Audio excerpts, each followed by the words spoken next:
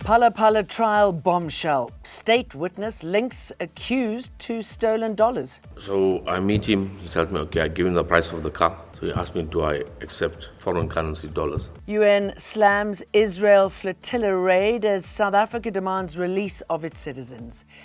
And good news for new daddies. Fathers in South Africa win equal parental leave rights. Hello, I'm Jane Dutton. EWN. In touch, in tune, and independent. A twist in the Phala Phala trial. For the first time, a state witness has linked accused number one, Emanuela David, to the stolen US dollars. One of the key witnesses who testified today is a sales manager at a car dealership in Benoni. Now, this sales manager says on the 10th of February, which was a day after the robbery took place at the Phala Phala farm, he got a call in the morning saying that there were 3 adult males who were interested in buying a car. Now, when he met these guys, he met accused number one, Emanuela David, who bought a Golf 7 GTI for around 350,000 rand. He said he paid for that using US dollars. So I meet him, he tells me, okay, I give him the price of the car. So he asked me, do I accept foreign currency dollars? So I phoned my director of the company, asked him, do we accept dollars? So he says, yes, we do accept any currency. He's going to be there shortly. When he was asked by the court if he ever asked Emanuela David how did he get these dollars, the sales manager told the court that Emanuela David told him that he was a Namibian diamond seller. He sold diamonds in Cape Town and the people would pay him in dollars, which is foreign currency. The trial continues in Modimolle, Limpopo. The UN has condemned Israel's interception of the Gaza Flotilla, calling it a grave violation of international law. South Africa is demanding the release of its citizens, including Mandla Mandela, grandson of Nelson Mandela, among the more than 450 activists detained. Free Mandela! Free Mandela! About 100 pro-Palestinian supporters have gathered outside Parliament today, urging the government to cut all ties with Israel, impose sanctions, and push harder for the safe return of those captured. The protest forms part of a national campaign to end the conflict in Gaza. Some of the boats were able to keep moving towards Gaza through the night and through this morning. Those boats have continued to be intercepted. Some are still traveling, and that's a developing story. We are calling on the South African government and President Cyril Ramaphosa to ensure the safety of our delegates, get them home as soon as possible, to ensure that the aid that they carried continues to Gaza and is not held illegally by Israel. By Sunday, we should be a little closer to knowing what happened to Nati and Mthethwa. An autopsy on the South African ambassador to France and Monaco is expected to be completed by then. Mthethwa died in Paris earlier this week.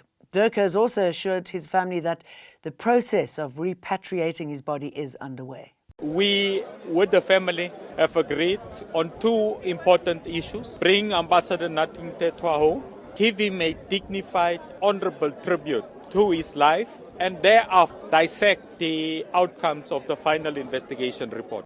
A team of South African police investigators has been sent to France to work with local authorities probing the death of Ambassador Mthethwa. National Police Commissioner Fani Masemola advised Police Minister Firoz Kachalia on the move, and the team will coordinate closely with the Department of International Relations. The investigators will assist in gathering information, examining circumstances around the death, and ensuring transparency throughout the inquest process. We will offer all necessary support to our counterparts in France and remain in close contact with the Department of International Relations and cooperation throughout the process. The team is due to leave soon as South African and French authorities work to establish the circumstances surrounding his passing. A dramatic shift in caregiving rights. The Constitutional Court has ruled that fathers are entitled to the same parental leave as mothers, declaring current laws discriminatory and unconstitutional.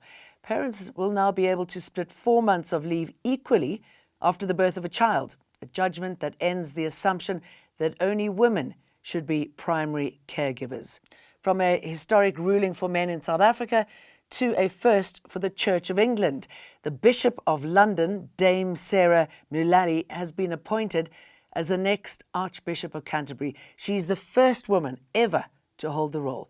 A former nurse, Mullally says she feels a sense of peace and trust in God after her appointment. The ANC has now confirmed that controversial Northwest businessman Brian Mthethwa is no longer a member of the party. The party says Mthethwa's membership has lapsed. He's been in the news following allegations that he acts as a middleman between the underworld and Police Minister Senzo Mchunu. So what is Advocate Terry Motau really up to? The former chief evidence leader of the Madlanga Commission suddenly quit, citing budget restraints. He says the 147 million allocation is inadequate, yet Justice Minister Mameloko Kubai insists Motau himself helped set the fee structure and never lodged formal concerns. The contradiction has raised eyebrows over his motives. The commission appointed by President Ramaphosa is investigating claims that Gauteng's criminal justice system has been infiltrated by crime syndicates working with politicians and senior police. So I've got appalling writing, and I'm certainly not a doctor, but it's long been joked that doctors have terrible handwriting.